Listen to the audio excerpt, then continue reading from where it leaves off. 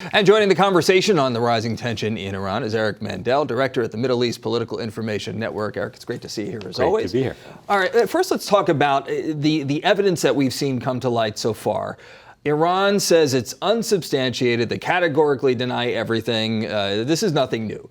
However, when you see pictures, you see video, now they're talking about the handprints on the side of the hull, and we've seen the little pictures of the little pieces of the mine, the magnetic attachment.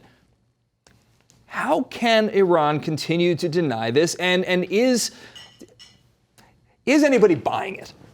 Well, there are people who want to buy it, who have bought all kinds of other stories the Iranians have told them. I mean, there are two ways Iranians are responding to this crisis.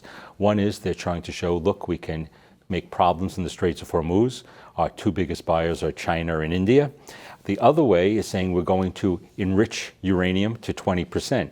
And that has actually been a clarifying, illuminating type of thing to know that, because it basically puts down two false narratives. The Europeans saying we got to get back to that great JCPOA, but if it's a great JCPOA, how could they possibly within weeks be able to go to 20%?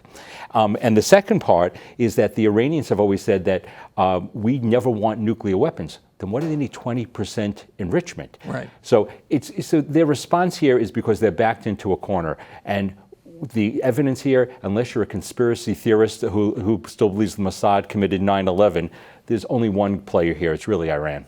When you talk about uranium enrichment, and you mentioned that 20% number, it's a lot harder to get from the current limits under the nuclear plan, the nuclear deal, to get from there to 20% than it is to get from 20% to weapons grade, which is what, 90%? Right, 90%. And so, yes, so when you're going from 3.67% to 20, that is really the difficult step in enrichment.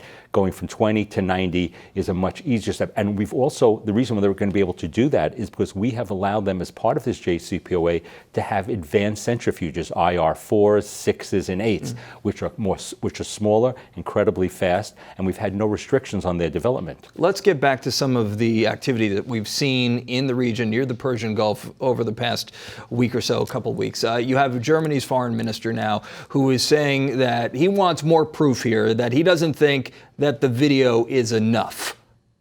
Do you agree? I think that they will try to do anything possible. The Europeans, unfortunately, have had a long history of being intimidated by thugs. They were intimidated by Palestinian terrorists and airline hijackings in the 60s, 70s, 80s. And I think that at this point, they're worried. There are Iranian Hezbollah cells throughout Europe that could be unleashed there. And they somehow think that doing something to keep this deal going, to get them economically stronger, will protect them. It's the exact opposite of what's going to happen in the long run.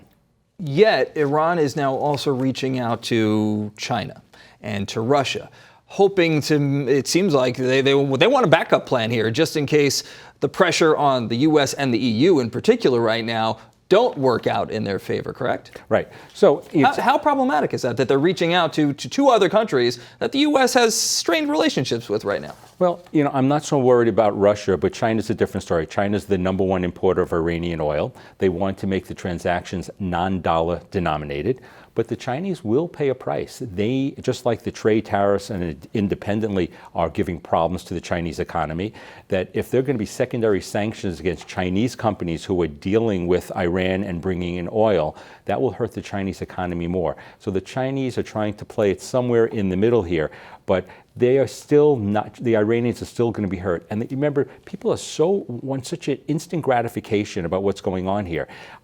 There shouldn't be instant gratification. This is a bad actor who's undermining American national security interests, and the maximum pressure campaign has had some positive results, as Brian Hooks had said. It is starving Hamas, it's starving Hezbollah, it's starving the Houthis, not maybe enough yet, but we need to show some patience. And we can't just think about, well, there's going to be an election next year. The right thing here is to stay the course. All right. Eric Mandel, it's great to see you as always. Thanks for coming back on. Pleasure. Okay.